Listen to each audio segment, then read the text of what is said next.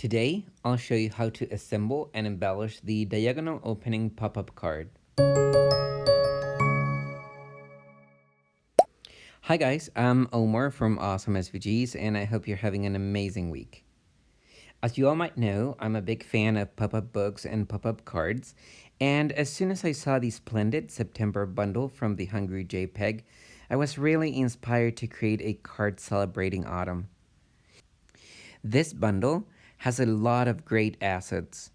It has more than 43 fonts and over 2,000 design elements. This has everything you need to create awesome projects. Now, the movement of the pop-up mechanism in this card is by far the broadest I've seen on a 4¼ by 5½ inch card. When you open the front panel diagonally, it allows for the central panel to move up from almost the bottom edge of the card and stay sort of floating in between both panels of the card base. When I was making this card, I thought it will also be a great idea to use images of rockets or astronauts in space or butterflies and bees to pretend they're flying and stay suspended in the air. Now, a few things before we start. Number one is make sure you use heavy cardstock for the card base and the mechanism. Because of the wide range of movement, thinner cardstock could not lift the center platform when you open the card or prevent the platform from returning to the inside of the card appropriately. In this case, I used Nina 110-pound cardstock, but anything 80 pounds or above should be fine. Number two is if you have a Cricut maker and decide to use extra heavy cardstock, that is 110-pound or more, make sure you use the double scoring wheel to get a cleaner fold. If you do not have a maker, you can still create this project and use a scoring stylus. I would recommend to rescore the lines using a scoring board or a dull instrument and a ruler to get sharp folds. Number three is a glue. As is typical on my projects, I recommend to use some kind of liquid glue as it strengthens the cardstock and offers a more permanent hold. I prefer to use a glue pen like Aleene's Tacky Glue. However, you can use any fast drying glue that you want. For intricate cuts like the sentiment on the inside of the card, I always use my embossing machine with a rubber embossing mat to flatten out the cuts and make them look almost like they were cut with metal die cuts. Okay, so now I'll show you quickly how you can upload your images from this bundle to Design Space and how easy it is to create your own cards and your own embellishments for your cards. Now this bundle has a lot of PNG files. They also come in EPS format, but the EPS format is not readable by Design Space. So what you have to do is open the clip art. Here's the Adobe Illustrator file, but you can use the PNG transparent background images. Here you have all the images that are contained on just one of the sets that this bundle has. This is all about fall. And it has also lettering that comes in an EPS format and in PNG format. We can upload them as PNG formats. So as you can see here, you have all the letterings and all the sayings. And we're going to use this Cozy Up and this Fall as Here file. And now in Design Space, to upload your images, as you can see, I have already uploaded a couple of them. Just click on Upload, Upload Image, Browse, and navigate to the folder where you unzipped the file. Here is the PNG folder that has all the images. Select one, and once it loads, select Complex. I always select Complex. That's the best setting for high-res images. And as you can see here, the background for this image has already been removed, so there's no need to clean up these images. Just click on Continue, wait for the image to cut, And if you want to do a print then cut image, you must select the left window, which is selected by default. And if you want to do kind of like an SVG file and you want to cut it from colored cardstock, you can select save as a cut image. You can change the name and add tags if you want to, and then click on continue. Do that for all the images that you want to upload. We are going to upload a couple of them, and I'm going to speed up the video so you can kind of get the way that this is done.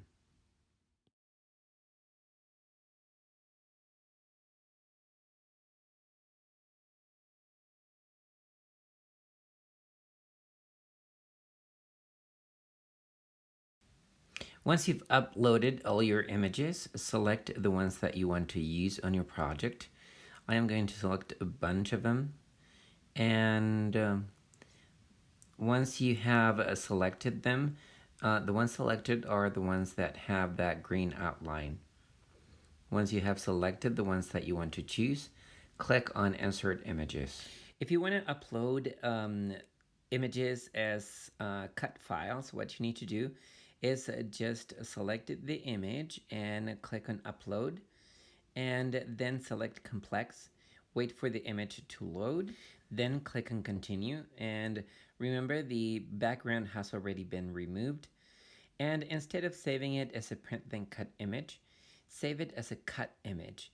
This won't save any color. This image is pure black, so you don't need to save it as a print then cut image, and it takes a lot less space saved as a cut image.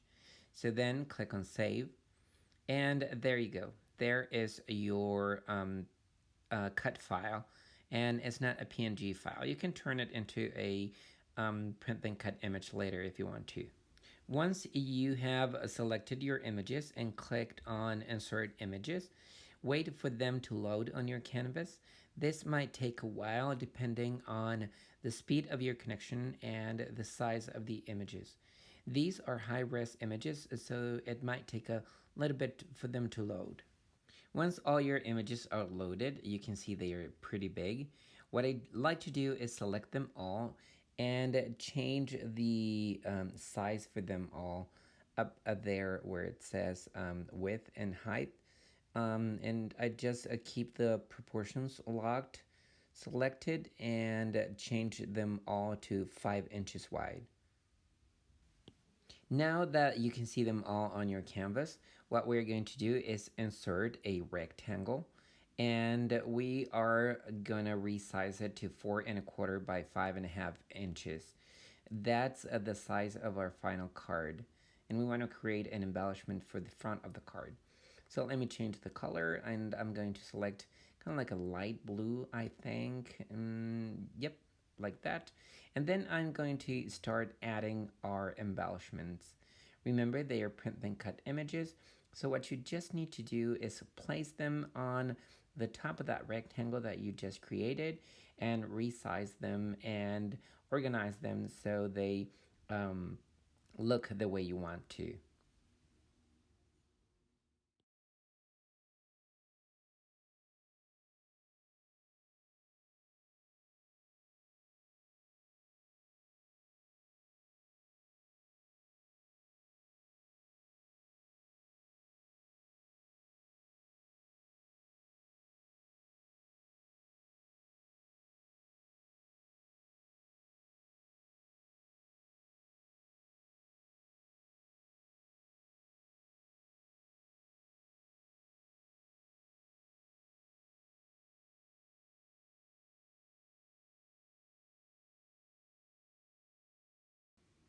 Okay, once I finished adding all my embellishments, rotating them and adding them the way I wanted, I selected the ones I was not using and grouped them and hit them so I wasn't distracted by them.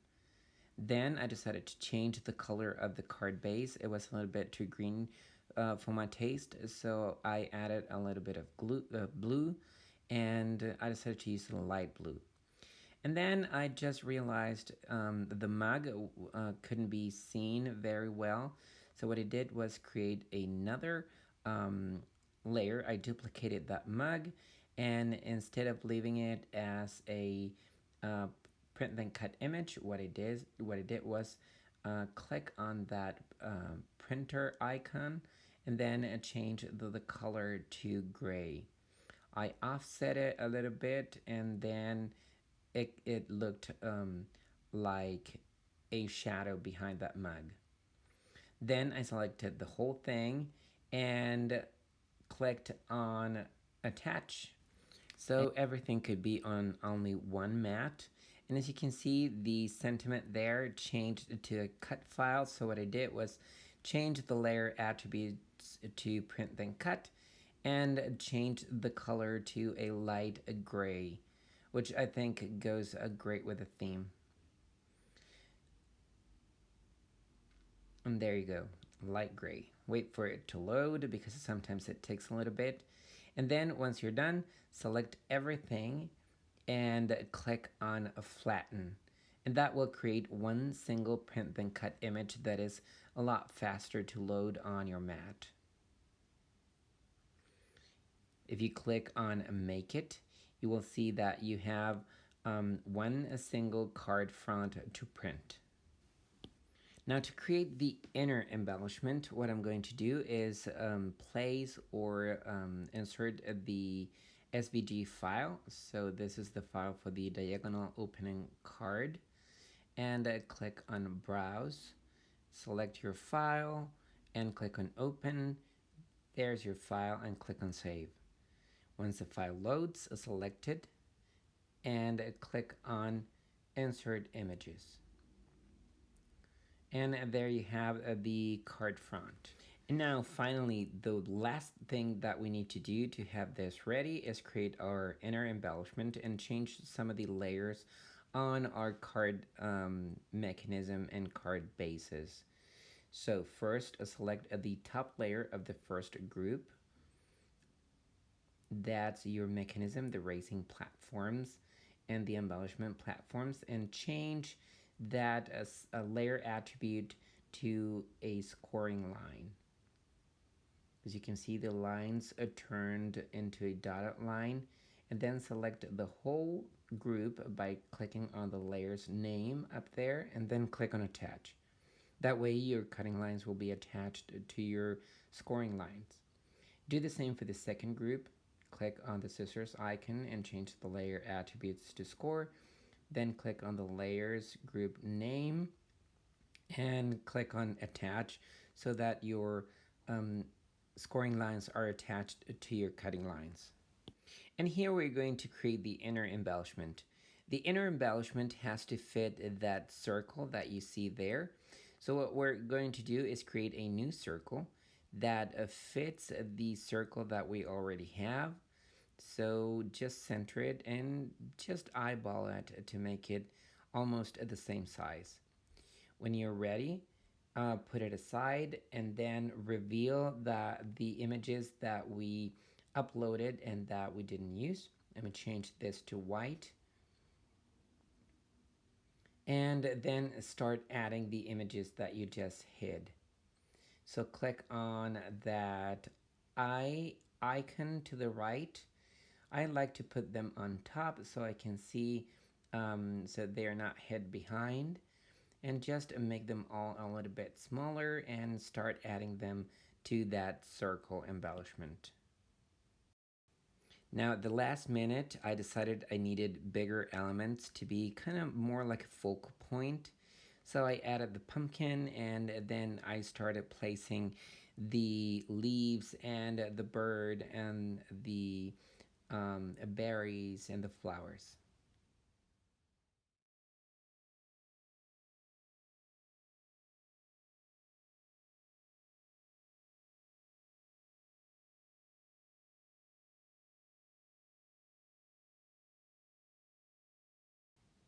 I then decided to change the background color for that circle. The good thing about this is that you can try different colors and choose the one that you really like and that really matches your project. I then decided to add a couple more elements, so I uploaded a couple more images, And when I was happy with the result, I selected the whole thing by drawing a rectangle around all the images, and I clicked on flatten. And that way you get one single print then cut layer. Wait for the image to load, as sometimes it could take a while. And there you go, your card front and your inner embellishments that will be printed and then cut. Now there's only one more thing to do, and that is to add the inner sentiment. The sentiment that will be placed inside and that will be cutting from gold cardstock. So select your image, click on insert image, and as you can see, it loaded automatically as a cut file because we saved it as a cut file, not as a print then cut file. Now what we need to do is just put it on our card base and make sure it fits the card base the way we want to. So just resize it. You can change the settings right here, and I decided for the sentiment to be 3 inches wide. And that's it. If you click on make it, you will be taken to the preview screen. And here are your print then cut images, the front of the card and the inner embellishment. Here's your card base, and here is your mechanism.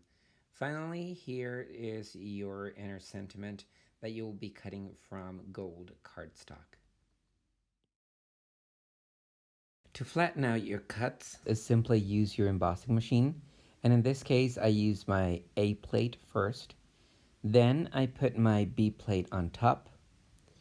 Then I put my die cuts facing up. Make sure you get all the pieces. Then I use my embossing mat. This is just a rubber mat that you put on top, and that will kind of flatten all the edges. And then put your B plate on top. Run all that sandwich through your die cut machine, and then remove that embossing mat and flip your die cuts over. This will allow you to get them really, really flat. Just make sure they are not overlapping. You can do this by putting your B plate on top and checking on the other side if everything's okay, and then run it again through your die cut machine. Here you can see all the edges have been flattened out. So let's get going, starting with the card base. There are two pieces for the card base. The front part is the panel that has no scoring lines and has only 2 positioning marks. These marks are small crosses that are cut near the top edge of such panel, and they allow you to glue the pop-up V-fold mechanism. We will get to that later.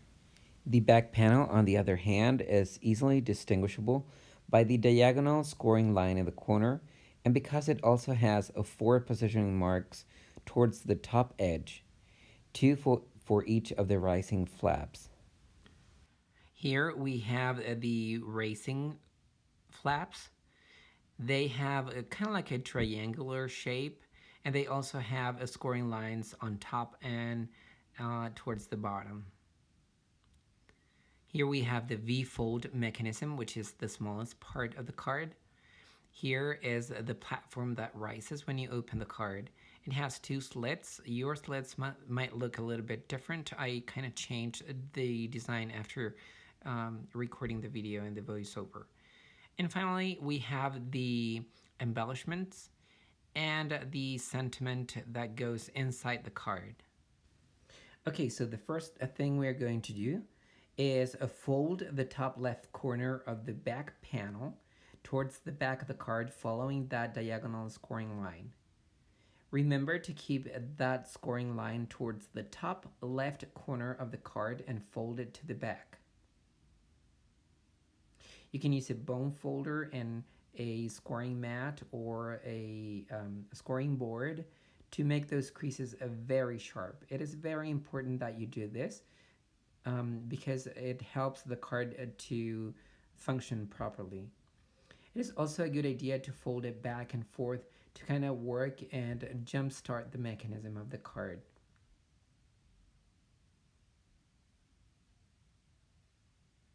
Now take the front of the card And make sure the two positioning marks are close to the edge that you're going to glue to the back panel. So add a glue to that folded corner, making certain no glue goes beyond the fold. Center the front panel on top and press firmly for a couple of seconds. Remember, the edge that you're going to match or align to the corner, the folded corner and the corner that has the glue, has to be the one that is closest to the positioning marks on the front panel. Make sure it's aligned and then remove any excess that you might get on the edges. It is useful to use a large binder clip to hold exactly where the fold ends. At this point, try opening up the card to confirm no glue has oozed outside the corner gluing tab, and remove any excess that might have oozed to the card base body. Now let it dry for a minute or two. In the meantime, fold the racing flaps. These are the triangular-like pieces that attach the racing platform when the card is activated. The gluing tabs of these racing flaps must both be folded towards the same side. If you're using colored core cardstock, it doesn't really matter which side you use. But if you're using one-sided colored cardstock, figure out the color that it'll be showing and fold the tabs accordingly.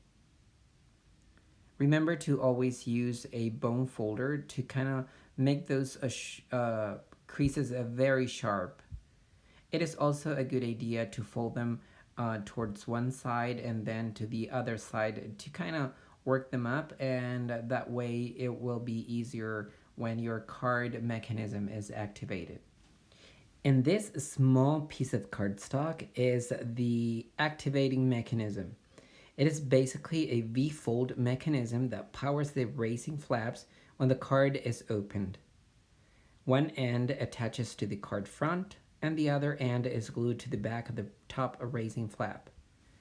So follow the scoring lines and fold one end, making a rectangular shape at the bottom, and then fold the other one in 45 degrees, also following the scoring line. Remember to use a bone folder and fold these creases one side and then to the other side. Next, take your card base that we just glued and make sure it works properly. The diagonal fold should be clean of any glue and the card should open very easily. That front panel that you see there has no scoring line and the card looks very clean when you see the front of it. Now open up your card, take your racing flaps, and add glue to the bottom of that racing flap. That is the large gluing tab that you see in contact with the back panel. So take your glue. This is Aleene's Tacky Glue. It's a quick drying glue. I always use this. Remember, it's better to use a liquid glue. Do not put too much glue and remove any excess that you might have put. Now let me get this closer to you so you can see better. And here is the corners or the ends of that scoring line being aligned to the positioning marks on the back of the card base. So there are the positioning marks that crosses that your machine cut on the card back. And as you can see here, the gluing tab is facing up. Now take the other racing flap, make sure the gluing tabs are folded correctly. And with the gluing tab pointing down on the card, add glue to that gluing tab, to the large gluing tab. Remove any excess. Remember not to put too much glue. and align the ends of those scoring lines to the positioning marks on the top edge of the back panel. Place them and align them to those marks that your machine cut on the back panel. It's kind of hard to do this when you're holding up the card, but it's so you guys can see better. Place it and give it a good press without moving it. Here you can see the gluing tab facing or pointing down on the card. So let it dry for a couple of seconds and then fold them back and forth a couple of times. Now take that platform circle, this is the one with the 2 slots, and add a little bit of glue just below and above those slots towards the center of the circle. Just a little bit of glue, and then feed the short ends of the racing flaps through the openings. Make sure the slots are a little bit past below the scoring lines or that fold of the racing flap, and then press from the bottom up so the gluing tabs are glued correctly to that circle platform. So press for a few seconds, and before it dries completely, swing the platform all the way up and down a couple of times. This will train the folds and will help the card to open and close easily without putting too much stress on the base or the mechanism.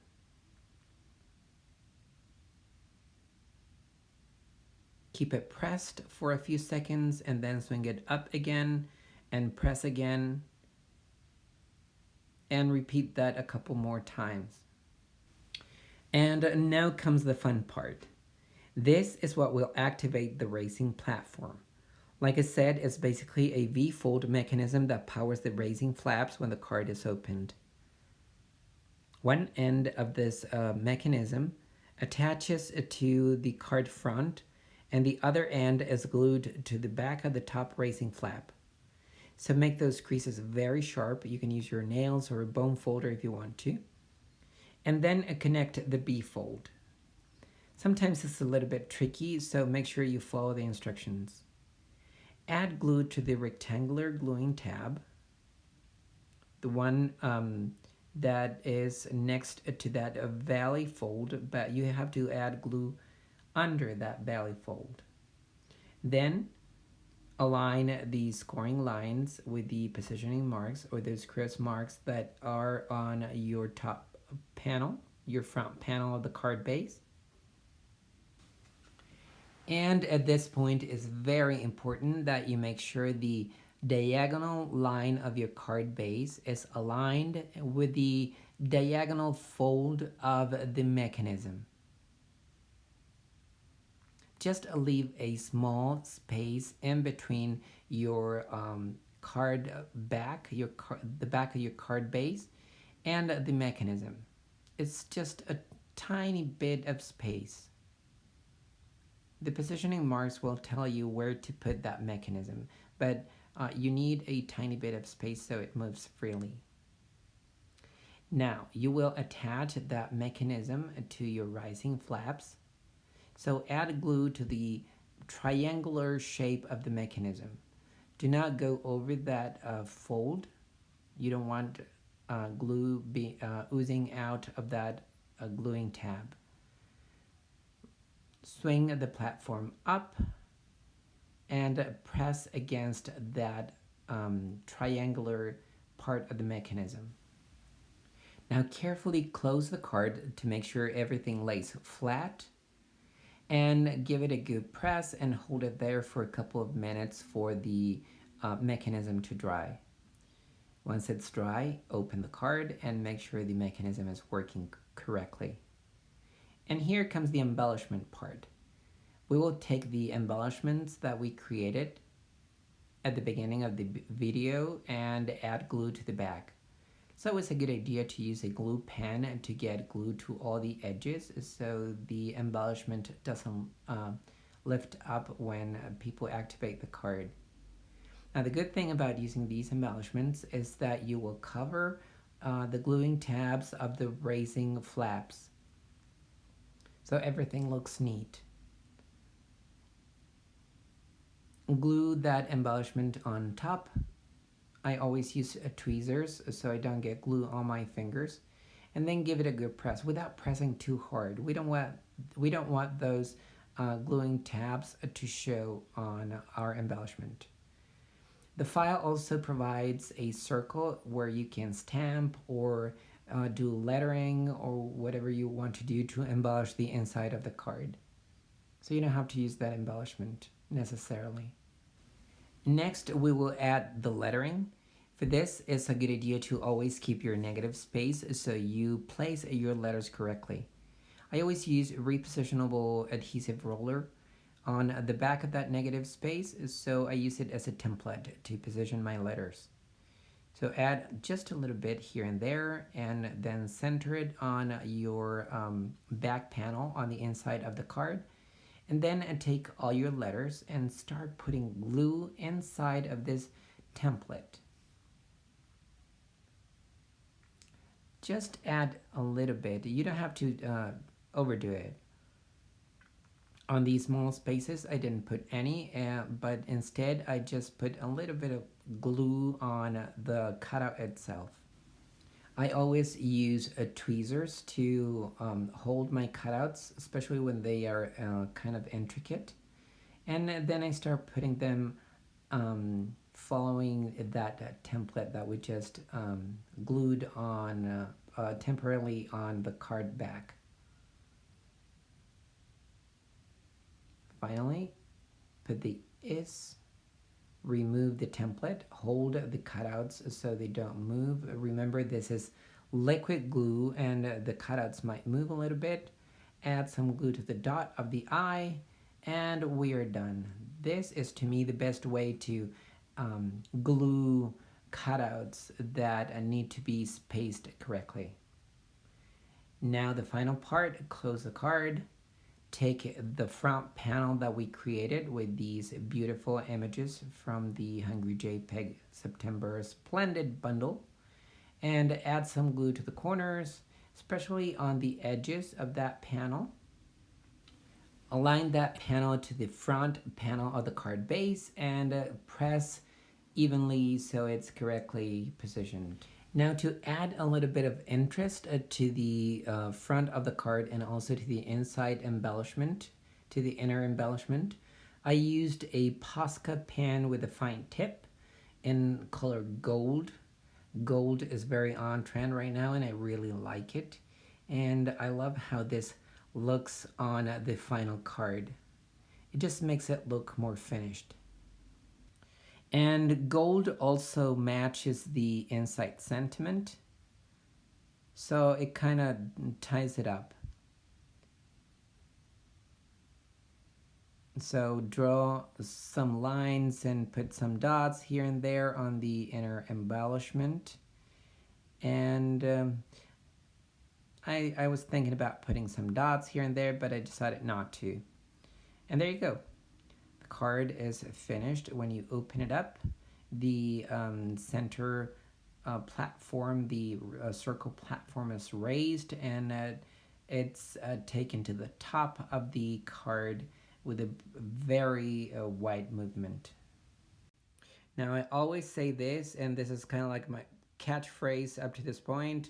I know this has been a very long tutorial and I thank you for sticking with me until the end. And of course, if you haven't subscribed to my YouTube channel, don't forget to click that subscribe button down below and click also on that notification bell so you're notified every time I upload a new tutorial like this one. Thank you guys so much for watching. I really appreciate it, and don't forget to come back soon.